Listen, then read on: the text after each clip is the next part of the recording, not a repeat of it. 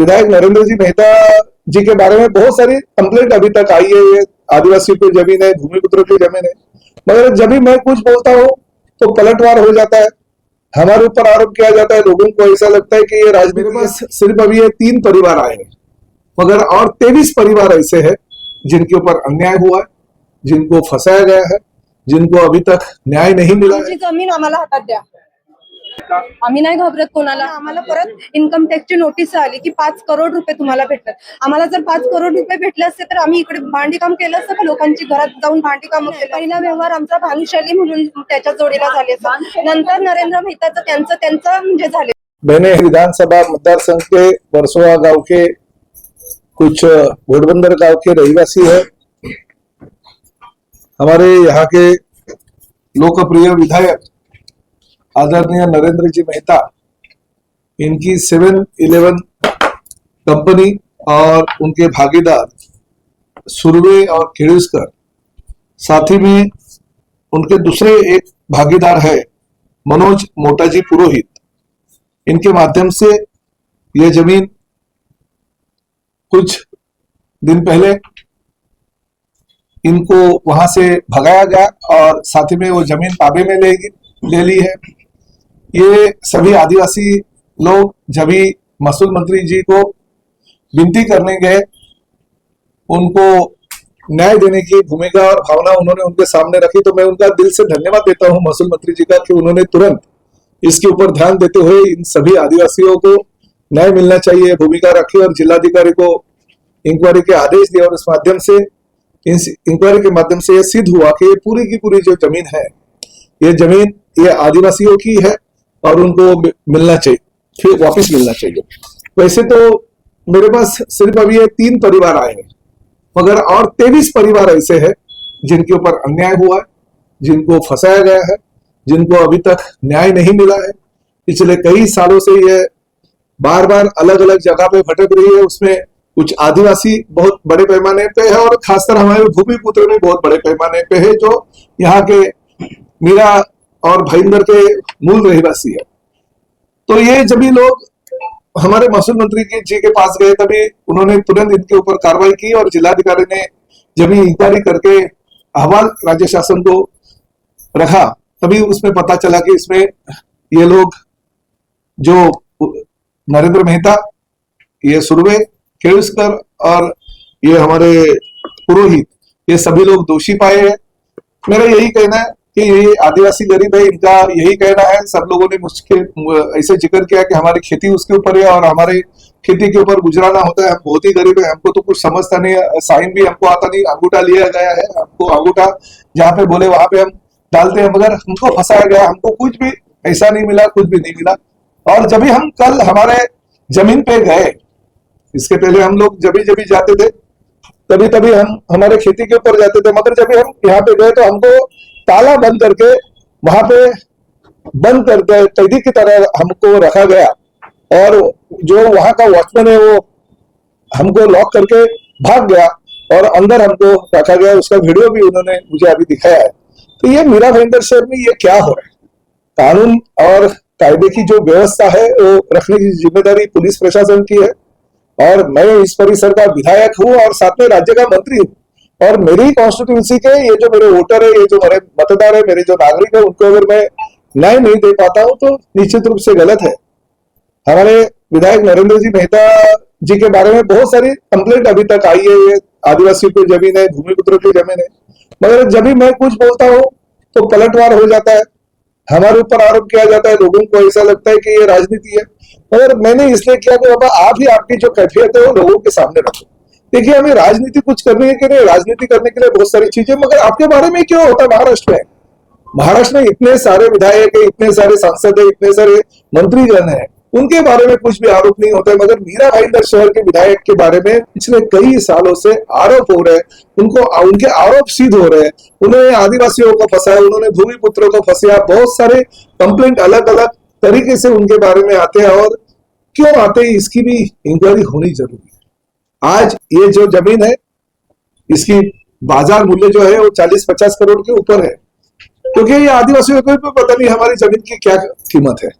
तो आज अगर मार्केट में ये बेचने जाएंगे तो उनको उसका बहुत सारा पैसा मिलेगा, मगर आज उनका ऐसा कहना है कि हमारी जो जमीन है सिर्फ हमें हमारी जमीन चाहिए, बेचने का या कुछ करने का बाद में हम सोचेंगे। हमको फंसाया गया, हमारे जमीन से हमको भगाया, हकाला, हमें अंदर बंद करके ताला लगाया गया है, हमारी जमीन पे हम चोर हो गए, ऐसी परिस्थिति है। तो ये मीरा भाईंदर शहर में प्रताप सरनाईक होने नहीं देगा।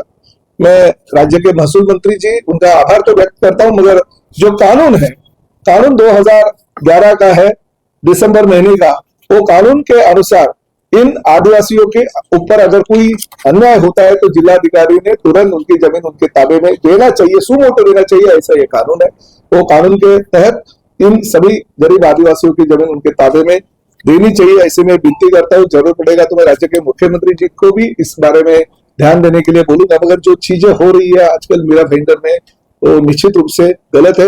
ये 3 परिवार को जल्दी से जल्दी उनकी जमीन मिलनी चाहिए, और साथ ही में और जो 23 लोग हैं जिनकी अलग अलग कंप्लेंट है, उसमें भूमिपुत्र बहुत सारे हैं और बहुत सारे आदिवासी भी भूमिपुत्र होते हैं, मगर आदिवासी भी है और दीगर आदिवासी लोग भी है, उन सभी लोगों को न्याय मिलना चाहिए। इसलिए मैंने इन लोगों को, ये लोग मुझे मिलने यहाँ पे आए तो मैंने उनको आश्वासित किया कि आपको हमारी महायुति की सरकार है, भले किसी भी पार्टी का विधायक होने दो या किसी भी पार्टी का सांसद होने दो या किसी भी पार्टी का मंत्री होने दो, गलत करने का उसको कोई अधिकार नहीं है।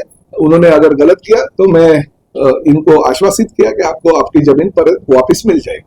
सर ये कुल कितनी जमीन है टोटल फिजिकल? मैं आप ये बारे में इनसे ही बात कर लूँ। सर एक प्रेस उन्होंने कलेक्टर भेजा है, उसमें सर्वे नंबर 67/3 उन्होंने कहा उनका वो सेटलमेंट हो गया है, उन्होंने लेटर दे दिया।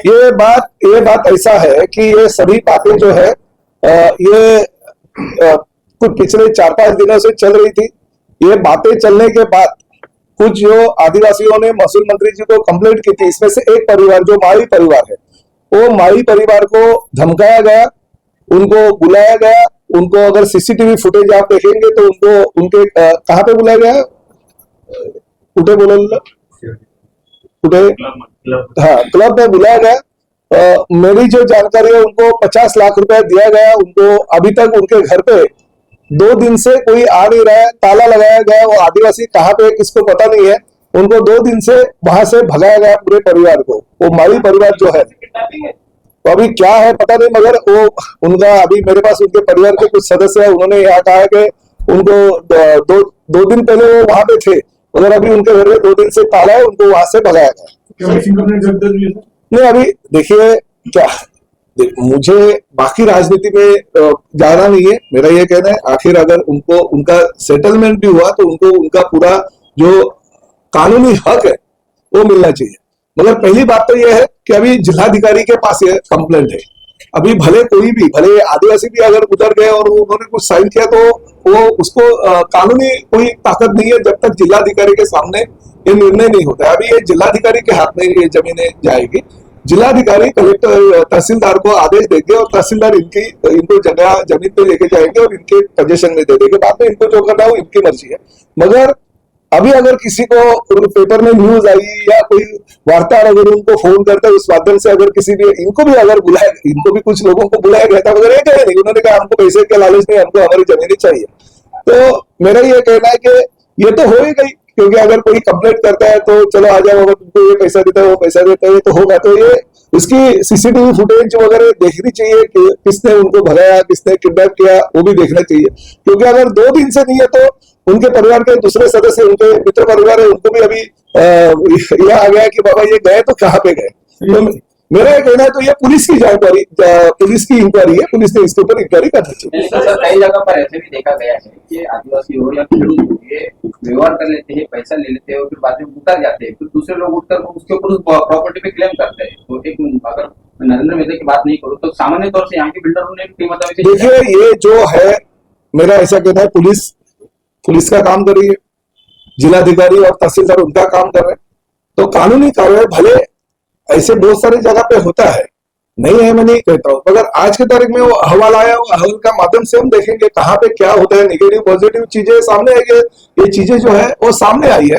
तो आप जो भी सवाल पूछने लेंगे आदिवासियों से ही पूछ लीजिए। मेरा सवाल है कि राजनेताओं पर तो आरोप लगते हैं और वो सत्ता में शामिल होते हैं तो उन पर क्या कार्रवाई होगी, वो दूसरा सवाल है। लेकिन जो अधिकारी जिस तरह से आदिवासियों की जमीन दिगर आदिवासियों को ट्रांसफर कर रहे हैं, आज तक किसी भी अधिकारी पर नहीं, कोई मैंने आप आने से पहले मैंने वही बोला है कि जो अधिकारी है जिन्होंने ये गलत तरीके से व्यवहार होने को मदद की, जिसको भी, खाली नरेंद्र मेहता की मैं बात नहीं कर रहा हूँ, ये तरह की अगर आदिवासियों की जमीनें हैं वो दूसरे किसी को बेचने के लिए अगर गलत तरीके का इस्तेमाल जो अधिकारी ने किया, और इसमें स्पष्ट होता है कि इसमें महसूल खाते के अधिकारी दोषी है, सर, तो उनके ऊपर भी कार्रवाई होनी चाहिए, उनको भी निलंबित करना चाहिए। लेकिन मेरा सवाल ये है कि आज तक महसूल विभाग के अधिकारियों पर कार्रवाई कभी नहीं हुई, ये इतिहास है। क्या इस मामले में महसूल विभाग के अधिकारी, खास करके जो नीलेश गौड़ है, वो अभी यहाँ से बदली होने के बाद भी आज भी वो यहाँ पर आके बैठते हैं और कई सारे व्यवहार करते हैं, ये हमने देखा है, उनके ऊपर कोई कार्रवाई जो भी अधिकारी इसमें दोषी होंगे उनके ऊपर कार्रवाई होनी चाहिए, उनका निलंबन होना चाहिए। ऐसे में सवाल ये उठता है, बड़ा सवाल उठता है कि ये भाजपा के विधायक नरेंद्र नहीं, देखिए अभी इसमें राजनीति की बात मत कीजिए। महसूल मंत्री भी बीजेपी से ही आते हैं, तो क्या लगता है, उम्मीद है क्या? देखिए जब भी ये लोग कंप्लेंट लेके गए, मुझे पता है, उनको पता था कि विधायक भाजपा के हैं। बहुत सारी कंप्लेंट इसके पहले भी महसूल मंत्री जी के पास में गए और उन्होंने उसके बारे में भी इंक्वायरी की।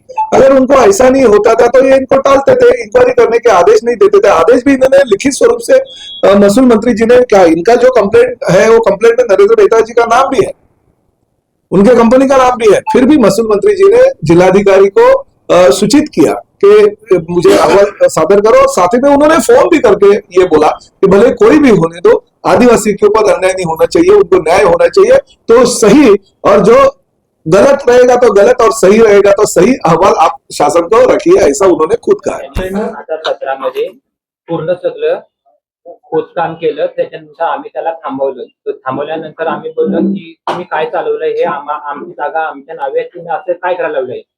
तर ते बोलले तुमचं जे काय आहे ते आपण ऑफिसमध्ये बसून ना बोलू. म्हटलं तुम्ही आम्हाला विचारलेलं नाही, काय नाही, तुम्ही पूर्ण सगळी पोकलन लावून 4-4, 5-5 पोकलन लावून पूर्ण त्याची खदान करून टाकली. आमची जमीन लागवडीची होती. तर नंतर आम्हाला बोलले की तुम्ही ऑफिसला या, आपण ऑफिसला जे काय असेल ते बसून ना बोलू. नंतर आम्हाला त्यांनी त्याच्या हॉटेलला बोलवलं आणि आम्ही विचारलं का साहेब तुम्ही आमची जमीन एवढी खोदकाम केलं तर आमच्या जमिनीचा आम्हाला काय भाव देणार आहे, तर तुम्ही काहीतरी आम्हाला सांगा की आम्हाला काय भाव देणार आहेत. आजचा भाव चाललाय की तुम्ही आम्ही 2 लाख रुपये गुंठा देणार आहात, 3 लाख रुपये गुंठा देणार आहात. नाही, तुमचं जे काय तुमची तुला योग्य रक्कम ती मिळेल. आम्ही 2017 पूर्ण वर्षभर फेऱ्या मारल्या, आम्हाला काही भेटत नाही, आम्हाला काही सांगत नाही. 2018 मध्ये परत त्यांच्या आम्ही आईला, माझी आई पण आईला घेऊन आम्ही फेऱ्या सतत मारत राहिलो. त्याच्यानंतर कोण भेटत नाही. त्याच्यानंतर त्या लोकांनी तिथे गेट लावलं तर आम्हाला परत आतमध्ये जाऊच देत नाही. नंतर त्याची माणसं आम्हाला अडवायची, तुम्ही कुठे चाललात. म्हटलं आमची जागा आहे, आम्हाला जागेवर जाऊ द्या. जागेवर कोण जाऊन देत नाही. नंतर आम्हाला थोडे पैसे दिले, मग बोलले थांबा. असं करून ते वर्ष पण निघून गेलं. त्याच्यानंतर 3 वर्षानंतर परत आम्हाला बोलवलं, आम्ही फेऱ्या मारतो, आम्हाला कोण भेटत नाही. परत तिकडे गेलं का तुम्ही कुठे चाललात, तुमचं काय काम इकडे आहे. बोला आमची जागा आहे, जागाचा व्यवहार केलाय तर आम्हाला साहेब भेटत नाही. आई विचारते, आई आमची म्हातारी आजारी, ती बोलते आपल्या जागाचा व्यवहार तो नाही, काय दिलं तर माझा उपचार होईल. अजिबात कोण भेटतच नाही. त्याच्यानंतर असे करून ना 5 वर्ष उलटली. आम्ही परत फेऱ्या मारतो, तिकडे जाऊनच देत नाही. सगळं थांबून गेलं का थांबवून ना ठेवतात. मग नंतर आम्ही त्याच्या ऑफिसला गेलो, आम्हाला एकदा ऑफिसला बोलवलं की साहेब तुम्ही आम्हाला थोडे पैसे दिले, ते चेक दिले ते पण बाउन्स झाले. मग आम्ही करायचं काय. हो हा असं करून गेले आज 10 वर्ष लागलं. 2017 पासून 10 वर्ष झाले. आम्हाला त्याच्यामध्ये अजून काही मोबदला मिळालाच नाही. आणि काल आम्ही ज्या जागेवर गेलो तर आम्ही त्यांना विचारलं तर त्याच्या माणसाने आम्हाला दमदाटी केली. दमदाटी केल्यानंतर आम्ही गेलो तर आम्हाला डायरेक्ट आतून बाहेरून बंद करून ठेवलं, दोन्ही बाजून लॉक केलं. माझी आई होती, आम्ही सगळे गेलो होतो. मग ते लोक आम्हाला काय तिकडे अर्धा पाऊण तास तिकडे उन्हात आम्ही सगळे होतो, बंद करून ठेवलं. माझं नाव प्राची विघ्नेश बाईत आहे.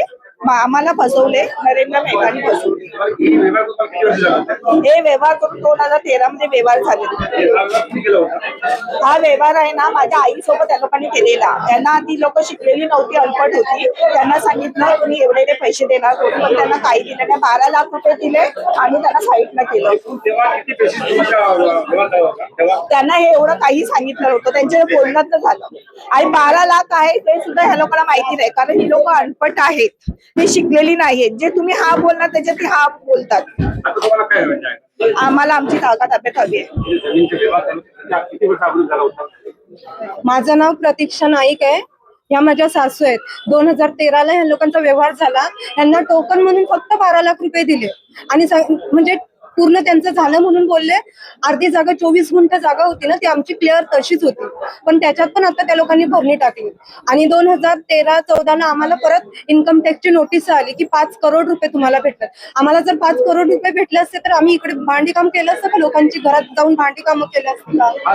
तुमचा व्यवहार कोणासोबत झाला होता? नरेंद्र मेहता सोबत. नरेंद्र मेहता होते की त्याचे पाटील होते? नाही, पहिला व्यवहार आमचा भानुशाली म्हणून त्याच्या जोडीला झालेला. नंतर नरेंद्र मेहताचं त्यांचं म्हणजे झालेलं आहे. एकूण किती जमीन तुम्ही विकली होती?